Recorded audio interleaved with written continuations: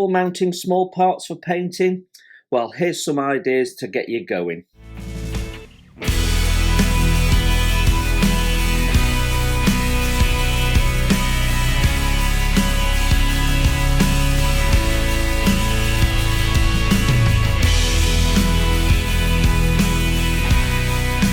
Hello and welcome to Model Kit Stuff, and today I've got a quick tips sort of video for you, just talking about how to go around holding small parts and some ideas to help you with mounting small parts when you want to paint them.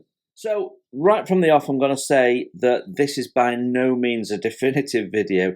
This is just to start you off with some ideas, basically focusing on the ways that I tend to do it, but there is loads and loads of ways that people mount small parts for painting. So I see people using coffee sticks and things like that a lot, and all sorts of stuff, and at the end of the day you end up finding a solution that works for you. Now I'm going to show you 3 different ways of doing it that work for me for different types of parts. I have no fixed rules around how I do it, but it all depends on the part and my mood maybe. There's lots of different ways that I approach it, but we're going to start off with the most basic way, which is with some blue tack and a cocktail stick or a toothpick, depending where you come from.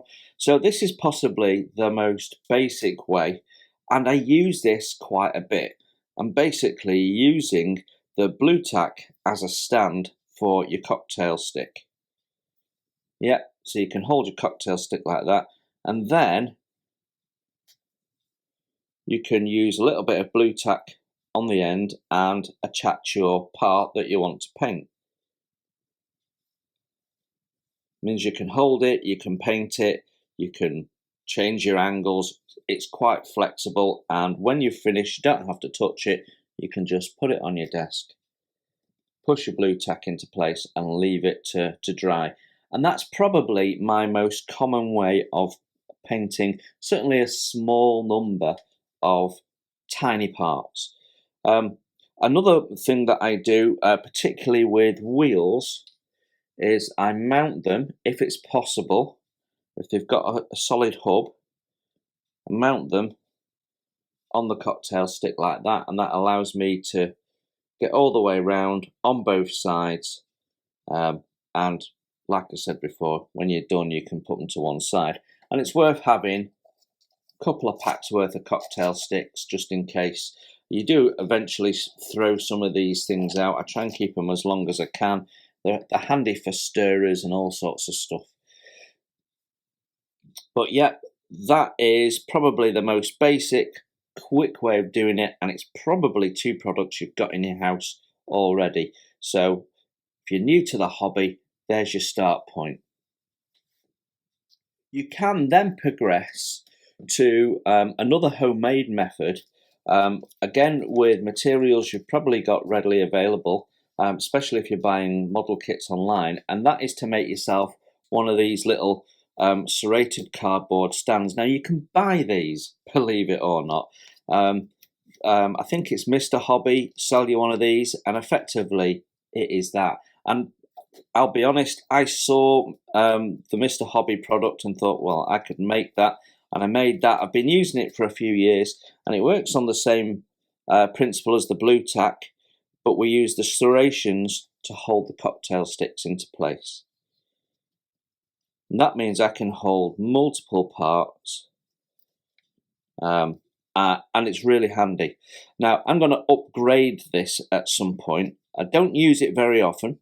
I mean, I do use it, but I just don't use it very often because I do have a bit of an issue with these coming loose, and at the moment they're all just clumped together and then taped together. Now I think it was Nigel's modelling bench, not long after I'd got going, did a how to make one of these, and I think he approached it slightly differently.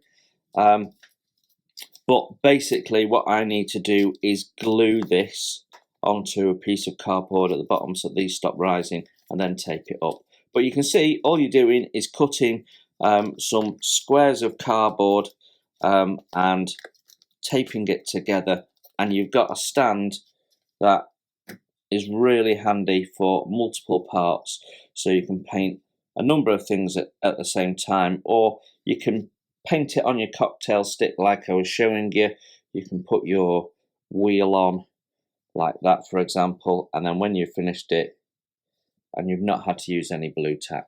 So that's another method that I do use, and there's another idea for you. Now, if your particular modelling genre means that you're going to have a lot of small parts to paint, let's say you're doing 1/700 ships and everything is a small part, then you might want something that holds more volume. And my recommendation is one of these, this little green foam block.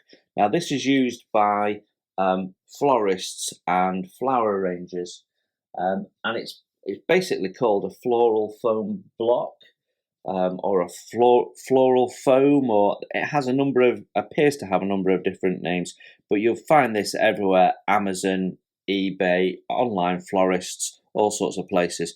It is super light, and it's also a little bit messy. You get a very fine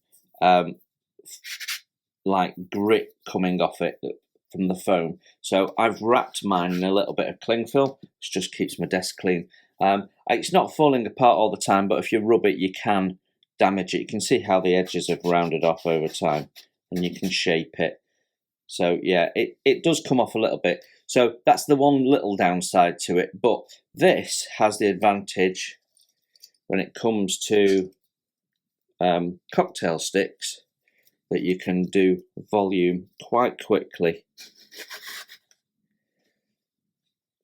You can just do what you want with it, and you can put them in at angles, and it really doesn't mind what you do. It's very easy, and I think it's a great tool.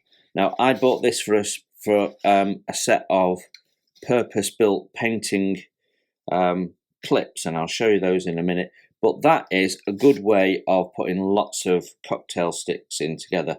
The one downside, like I say, is it's a little bit delicate, and if you're not careful, you can damage it. As you can see, I've used it many times. I've even spray painted using it as well. So yeah, it's a very flexible tool, and it's really cheap. A block like this will cost you about £1.50 in the UK. So you know, when it's got into a position that it's started to break up in a bit and you're not happy with it, you can chuck it away and get another one. Also, you can buy a big block like this and slice it into smaller sections, and then you've got something that's perhaps taking up less space on your desk. If you want something a bit more this size, that's doable. So it's a really flexible, really cheap, and very quick option. So there's another idea. You can buy these little sets of crocodile clips on places like eBay, and they come in packs of like 50 or 100, and basically you've got a little crocodile clip which can be crimped onto something, and then it has a little plastic cover, and the idea is you've got something that that protects the crocodile clip, and you've got something there that you can use for painting. So here's one, and you can just squeeze it and open the crocodile clip, and this protects the mechanism from getting paint on like this. What I find is they just get a bit in the way, so I tend to take them off. Other people don't, and then you get yourself, you can buy them with bamboo sticks, but what I did is I found it was cheaper to buy them separately, and then I crimped them on to some bamboo like barbecue skewers. So I've got a pack. I actually, as you can see, cut them in half. So I've got several here that have been cut in half, and then you can put those in your block, and this will hold bigger parts that way. So let's take this. This is a Rotodyne rotor. My Crocodile clip will hold that while I spray paint or whatever. I could even have 2 Crocodile clips if I wanted, just to make it nice and secure. So that gives me even more flexibility. It becomes like a helping hand that's multi-positional, and it's really cheap. Crocodile clips range in price, but you can buy a pack of Crocodile clips like this, micro Crocodile clips that they're called, or wording to that effect, and they'll cost you £2 or £3 for a bag of 30 or 40 in the UK, and that'll do everything you need. You can even clamp them onto cocktail sticks if you like. That is doable as well. So they give you lots of flexibility. The only word of warning is that they can be a little bit aggressive. So you might want to, depending on what you're clamping, wrap a little bit of tape around them or something like that around the jaw, just to soften the tooth a little bit. But yeah, they're easy to get hold of and very cheap. You can buy the sets that come with the little sticks on them.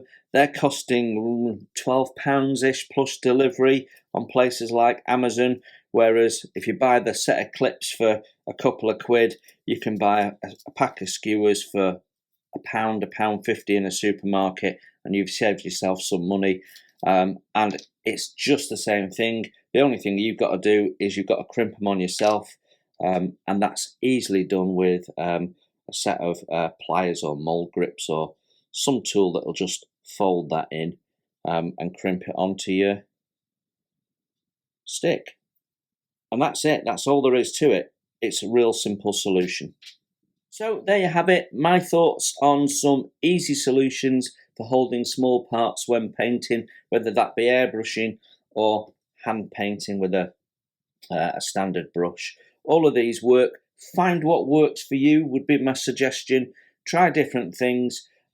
Everyone needs a slightly different solution to fit in with the type of models they do, the workspace they have, and the budget they have.